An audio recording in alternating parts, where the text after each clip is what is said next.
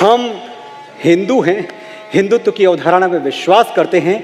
हमारे बाप का हिंदुस्तान है और हमेशा रहेगा। You can love me for this, you can hate me for this, you can not ignore me any longer. This is it. और एक बात ध्यान रखिए, हिंदुत्व और देश प्रेम में कोई दो अलग अलग चीजें नहीं है। जितना आप स्टडी करेंगे, जितना आप अपने स्क्रिप्चर्स की तरफ लौटेंगे, आपको पता चलेगा ये दोनों एक ही चीज हैं। इनफैक्ट अगर इनको एक दूसरे का पर्यायवाची कह दिया जाए तो कुछ गलत नहीं होगा। अगर आप हिंदुत्व में विश्वास नहीं करते तो माफ कीजिएगा, मैं आपकी देशभक्ति पर संदेह करता हूं। अगर वंदे मातरम बोलने से आपको प्रॉब्लम है तो मुझे आपकी वफादारी पे, भारत के प्रति वफादारी पे बहुत शक है।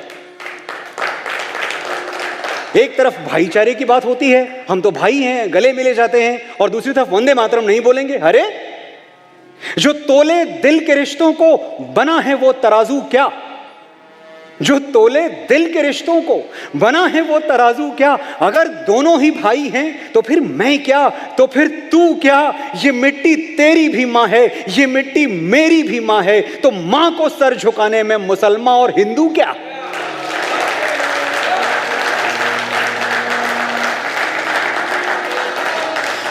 महर्षि अरविंद, ये बात आपको सुननी चाहिए क्योंकि अक्सर हमें बताई नहीं जाती है। महर्षि अरविंद एक बात कहते थे कि वो देश जो 3 पीढ़ियों तक अपनी संस्कृति से दूर रहता है, उसकी संस्कृति का समूल विनाश हो जाता है। 3 पीढ़ियों तक, जो अलार्मिंग है, जिस बात से आपको डर लगेगा और घबराहट होगी, फिर भी मैं बताऊंगा, आपको अनकंफर्टेबल करने का रिस्क मैं लूंगा कि मैं और आप तीसरी पीढ़ी हैं। हमारी जो पिछली 2 पीढ़ियां थी वो आक्रमणकारियों से, आतताइयों से, मुगलों से, अंग्रेजों से लड़ती रहीं। उनके लिए स्वतंत्रता को संभाल लेना, स्वतंत्रता को सुरक्षित रखना बड़ा चैलेंज था। संस्कृति की तरफ वो ज्यादा काम नहीं कर पाए, ध्यान नहीं दे पाए। हम स्वतंत्र हैं, हम आजाद हैं। मुझे और आपको संस्कृति बचानी है, वरना कुछ बचेगा नहीं। अगर हम भी हार गए तो बात खत्म हो जाएगी, अंत निकट है। हमारे बच्चे जब स्कूल से आते हैं तो मैं देखता हूं कि इतना सारा सेकुलर ज्ञान लेके आते हैं। एक तो सेकुलर इस वर्ड से मुझे हमेशा प्रॉब्लम रही है। मैं बड़े गर्व से यह बात कहता रहा हूं कि मैं हिंदू हूं और मैं सेकुलर नहीं हूं।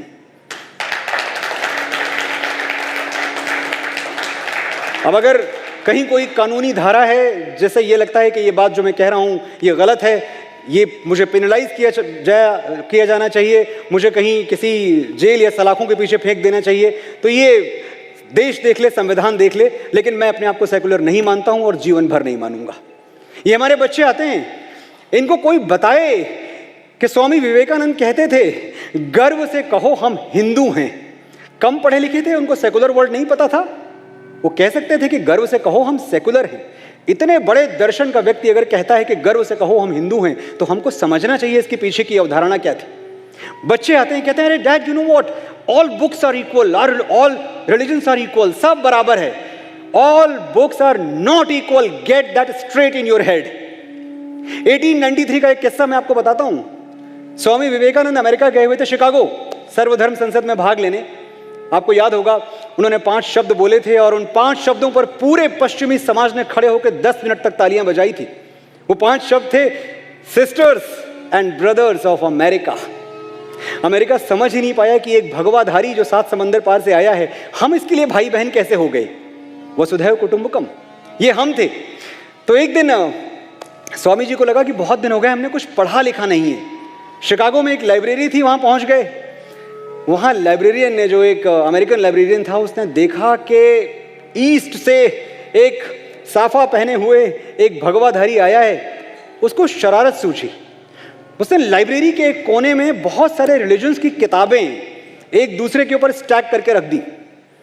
शरारत ये थी कि सबसे नीचे श्रीमद् भगवद गीता रखी और सबसे ऊपर बाइबल रखी। ले गया स्वामी जी को हाथ पकड़ के, बोले Swami ji I just want to know if I have stacked them in correct order.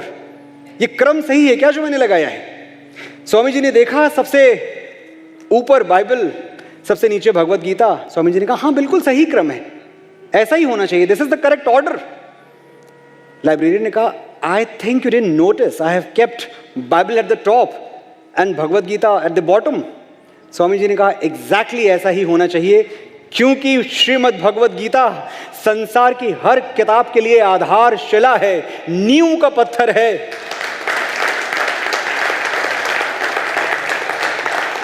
ये बाइबल अगर ऊपर से गिर गई, नीचे की किताबों को कोई फर्क नहीं पड़ेगा, लेकिन भगवत गीता जरा सी खिसक गई तो सारी किताबें गिर जाएंगी, सारे दर्शन गिर जाएंगे, सारे अध्यात्म गिर जाएंगे, सारे धर्म गिर जाएंगे। यह भी हो सकता है कि दुनिया ही गिर जाए। All books are equal? No sir, they are not. Choose the right narrative. Problem क्या है कि इतनी सारी हवाएं बह रही हैं, इतने सारे तरीके से रीलें बना बना के हमें दिखाई जा रही हैं। एक सिंपल, मेरा काम यह है कि मैं आपको सिंप्लीफाई करके ऑप्शन दूं आपको। आप सब फ्री थिंकर्स हैं, आपको किसी के कहने पे चलने की कोई जरूरत नहीं है। मैं आपके इंटेलेक्ट की इतनी इज्जत करता हूं कि आप मेरे कहने पे नहीं चलेंगे, लेकिन जो मैं बात कहूंगा उसका एक रिसर्च, उसको इन्वेस्टिगेट तो जरूर करेंगे। इतना तो मैं आपसे उम्मीद रखता ही हूं। सही नैरेटिव आप चुने। इस देश में दो तरह के नैरेटिव पिछले कई सालों से रहे हैं, दो तरह की परंपराएं रही हैं। एक सूर्यवंशी परंपरा रही है और एक बाबरी परंपरा रही है। दोनों परंपराओं का अगर मैं फर्क आपको बताऊं तो महाराज दशरथ को 4 बेटे थे, हम सबको पता है, श्री राम, लक्ष्मण, भरत और शत्रुघ्न। एक बेटे को पिता ने वनवास दे दिया, वो पिता की बात रखने के लिए वनवासी हो गए। दूसरा, भैया के साथ रहूंगा मैं तो भैया से दूर रह ही नहीं सकता, वो भैया के पीछे पीछे जंगल में रहने चला गया, महलों की सुख सुविधाएं छोड़ के।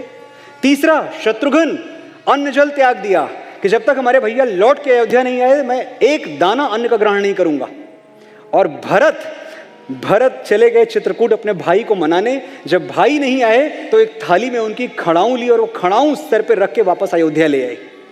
ये है सूर्यवंशी परंपरा। दूसरी तरफ देखिए जो बाबरी परंपरा है, शाहजहां को भी 4 बेटे थे, दारा, शुजा, मुराद, औरंगजेब। हिस्ट्री लेसन हैं। तख्ते ताऊस के लिए औरंगजेब ने अपने पिता को, शाहजहां को, कैद खाने में डाल दिया, 3 भाइयों का कत्ल करवा दिया और इस पर भी चैन नहीं मिला तो एक थाली में दारा का सर सजाया और वो तोहफे में शाहजहां को कैद खाने में भेंट कर दिया। आपके सामने मेरे बच्चों, मेरे दोस्तों, मेरे भाइयों, 2 थालियां रखी हुई हैं। एक थाली में भगवान श्री राम की खड़ाऊं है और दूसरी थाली में औरंगजेब का काटा हुआ सर। आप कौन सी थाली लेके अपने घर जाओगे, आपकी मर्जी, आप चुन लो।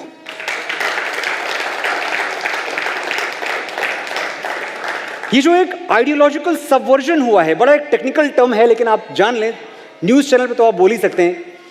आइडियोलॉजिकल सबवर्जन एक षड्यंत्र रहा है जहां के हमें यह समझाने की कोशिश की गई है कि जो भी तुम्हारा है वो खराब है और जो इन आक्रमणकारियों का है वो अच्छा है। मोहम्मद बिन कासिम से लेकर लॉर्ड माउंटबेटन तक यही चलता रहा। अरे तुम्हारे पास, तुम्हारा पहनावा खराब, तुम्हारा खाना खराब, तुम्हारे कपड़े खराब, तुम्हारा संस्कार खराब, ये जो हम पहनते हैं, ये जो हम बनाते हैं, यही सब अच्छा है। और क्या क्या बताया गया कि अरे भैया अगर मुगल ना होते तो हमारे देश में म्यूजिक नहीं होता, संगीत नहीं होता, आर्किटेक्चर नहीं। आर्किटेक्चर कमाल की बात है। इनके आने से पहले, जब ये कुछ 100 साल पहले आए, हमारे राजा महाराजा विक्रमादित्य, समुद्रगुप्त, प्रभु श्री राम, द्वारकाधीश भगवान श्री कृष्ण, ये झोपड़े में रहते थे, ये पत्ते लपेट के नाचते थे।